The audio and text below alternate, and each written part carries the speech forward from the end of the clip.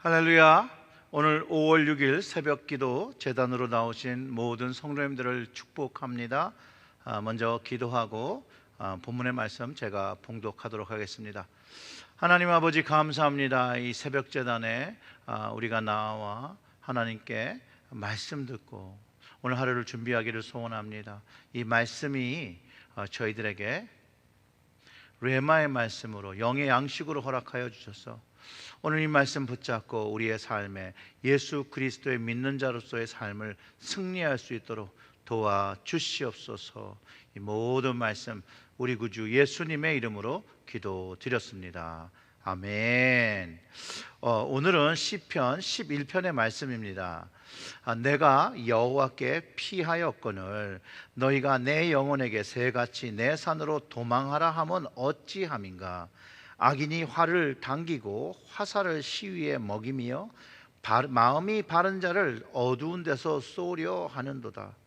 터가 무너지면 의인이 무엇을 하랴. 여호와께서는 그의 성전에 계시고 여호와의 보좌는 하늘에 있으며 그의 눈이 인생을 통촉하시고 그의 안목이 그들을 감찰하시는도다. 여호와는 의인을 감찰하시고 악인과 폭력을 좋아하는 자를 마음에 미워하시도다. 악인에게 그물을 던지시리니 불과 유황과 태우는 바람이 그들의 잔에 소득이 되리로다. 여호와는 의로우사 의로운 일을 좋아하시나니 정직한 자는 그의 얼굴을 배우리다. 아멘. 오늘 우리가 묵상하는 본문은 다윗의 찬송시입니다. 이 찬송시를 통해서 믿음을 이제 다시 바로하고 견고하게 하는 역할을 했을 것이라고 저는 믿는데요. 이런 경우죠. 하나님 앞에 죄사함을 받은 자가 감사함으로 드리는 찬송이 그 구주의 십자가 보혈로 죄 씻음 받기를 원하네. 내 죄를 씻으신 주의 이름을 찬송합시다. 찬송합시다. 찬송합시다. 내 죄를 씻으신 주의 이름 찬송합시다. 이 찬송을 부르며 주님 앞에 죄를 진 자도 죄사함으로 받고 또 죄사함으로 인하여 주님을 사모하고 찬송의 고백을 할 때 긍휼과 은혜와 죄사함을 경험하는 것처럼 오늘 시편 11편 역시도 어려움 가운데 이 찬송의 시를 읊조리며 하나님을 신뢰함으로 어려움을 이기는 것을 확신하게 하는 것을 노래하고 있다라는 것이죠. 그 이유를 보면 하나님께서 함께 하시고 그의 하나님의 눈이 나를 지키고 계심을 선포하고 있다는 것이에요. 어려운 상황 속에서 그렇다는 것이죠. 그 내용을 좀 깊게 들여다보면 그 1절의 말씀이 내가 여호와께 피하였거늘 너희가 내 영혼에게 새같이 내 산으로 도망하라 함은 어찌함인가 라고 말합니다. 사람들은요, 자식이 자신의 능력으로 위기를 벗어나려고 하지만 하나님께 피하면 그 일이 해결된다라고 이 찬송 기자 다윗이 가르쳐 주는 것이죠.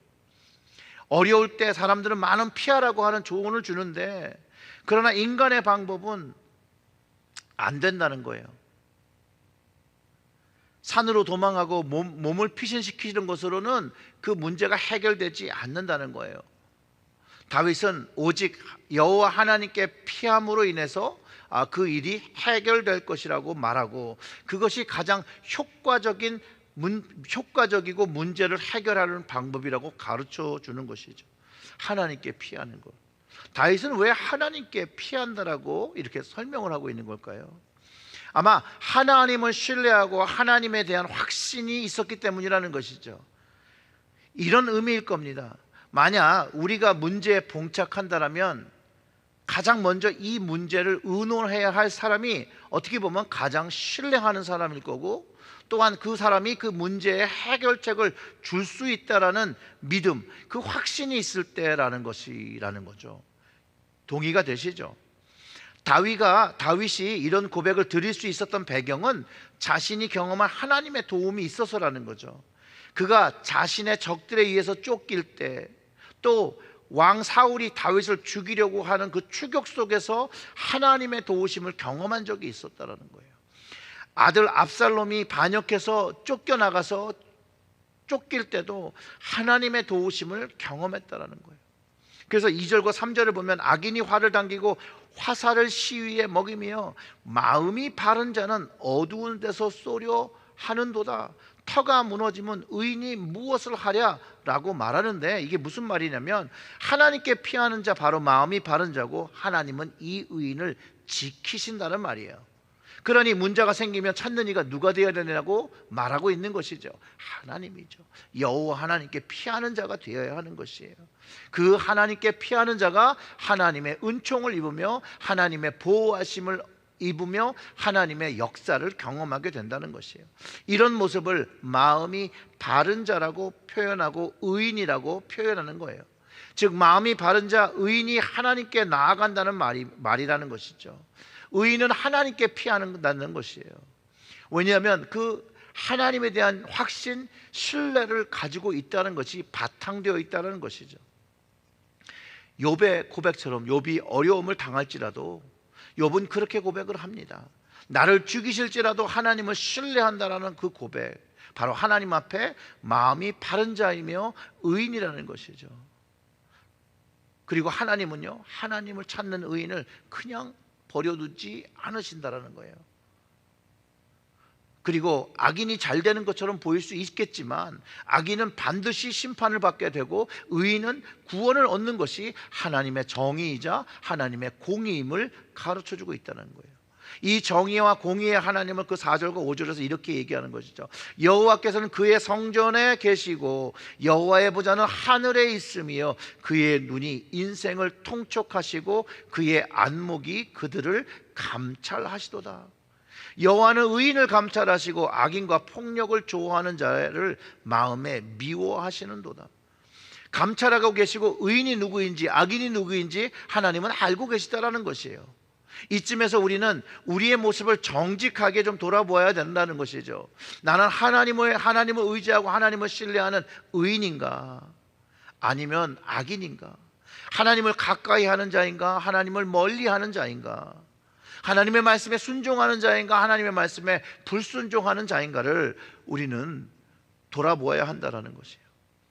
만약 우리가 하나님께서 우리를 감찰하고 계심을 빨리 인지하고 그 마음을 돌려 그 마음을 바르게 하는 회개를 한다면 하나님의 긍휼과 하나님의 은혜를 입을 수 있다는 것을 가르쳐 준다는 것이에요. 그 하나님의 긍휼과 은혜를 입어야만 심판받지 않는 것이라고 성경에서 가르쳐 준다는 거예요. 그 6, 7절의 말씀이 이렇습니다. 악인에게는 그물을 던지시니 불과 유황과 태우는 바람이 그들의 잔에 소득이 되리로다. 여호와는 의로운 일을 좋아하시나니 정직한 자는 그의 얼굴을 배우리다. 정확하게 악인은요, 심판, 불과 유황을 받는다라고 얘기하고 의인은 하나님의 얼굴을 보는 구원을 얻게 된다라고 가르쳐 주는 것이죠. 많은 사람들은 약간 잘못된 믿음을 가지고 있습니다. 하나님은 사랑의 하나님이시라서 심판이나 벌을 주시지 않을 것이라고 믿는다라는 것이죠. 이것은요, 성경적인 믿음이 아닙니다.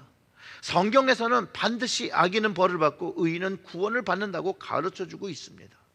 예수님도 동일한 말씀을 주셨어요. 예수님께서 모든 천사와 다시 재림하실 때 영광의 보좌에 앉으셔서 양과 염소를 구분하는 심판의 날이 있다라고 말씀해 주셨어요.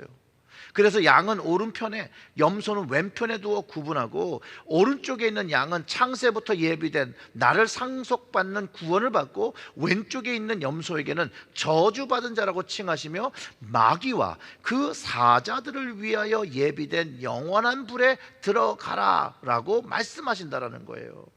많은 사람들이 사랑이 많으신 하나님께서 사람들을 불에 심판하지 않을 것이라고, 지옥에 보내지 않을 거라고 믿는데 왜 사랑의 하나님께서 사랑하시는 사람을 위해서 불지옥을 만드셨겠냐고 막 반문들을 하는 거죠. 믿을 수 없다고 합니다. 믿지 못하겠다라고 한다는 거예요. 그런데 하나님은요, 사람을 벌하기 위해서 불지옥과 불못을 만드신 것이 아니라는 점은 맞다라는 거예요. 불못과 영원한 불은 마귀와 그 사자들을 위해서 준비되었다라는 거예요.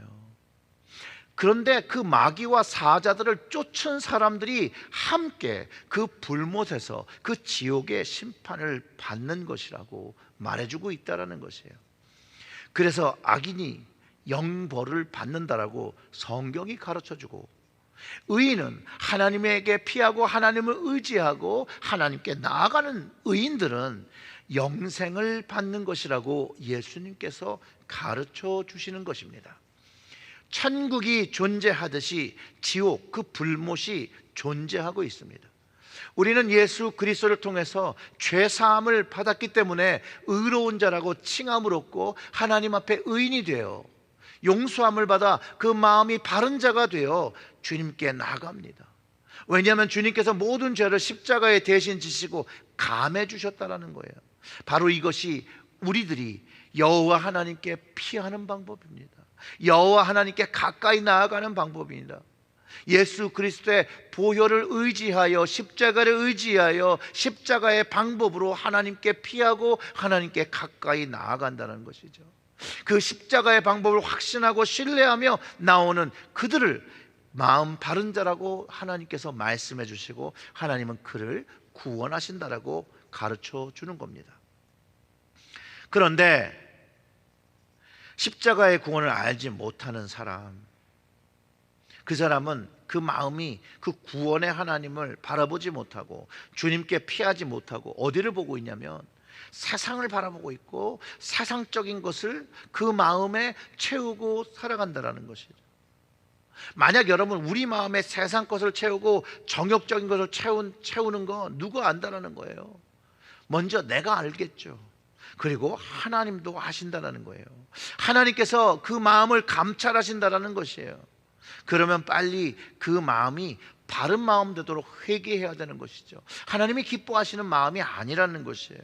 돌이켜야 된다는 거예요. 그러면 주님께서 약속하신 거잖아요. 용서해 주신다고, 그리고 새로운 삶을 살게 하신다라고 말씀하셨다라는 거예요. 우리 하나님께서 우리에게 베푸시는 은혜입니다. 그것이 또한 사랑입니다. 이 하나님만을 신뢰하고 이 주님의 은혜와 구원받음을 확신하며 하나님께서 의롭다고 정직하다라고 말씀하시는 그 마음을 받아 이제 그 일을 하면 하나님의 사랑을 경험하며 살아간다는 것이죠. 또한 주님 얼굴 뵙기를 사모하며 사는 우리들이 되게 된다는 것이에요. 사랑하는 성도 여러분, 하나님의 얼굴과 주님 얼굴 뵙기를 소망하며 살아가는 여러분들의 하루가 되시기를 주님의 이름으로 축원합니다. 기도하겠습니다. 하나님 아버지, 감사합니다. 우리의 마음이 예수 십자가의 은혜로 바른 마음 되게 하시고 그 바른 마음으로 하나님의 얼굴을 바라보며 주님의 얼굴을 바라보며 오늘도 주님께 가까이 나오며 세상으로부터 주님께 피하며 하나님에 대한 확신을 가지고 살아가는 저희들이 되게 하여 주시옵소서. 그래서 우리의 눈과 마음이 세상에 두지 아니하고 하나님께 두고 하나님께서 주시는 그 은혜를 경험하며 사는 하루가 될 수 있도록 역사하여 주시옵소서. 이 모든 말씀 우리 구주 예수님의 이름으로 기도드렸습니다. 아멘.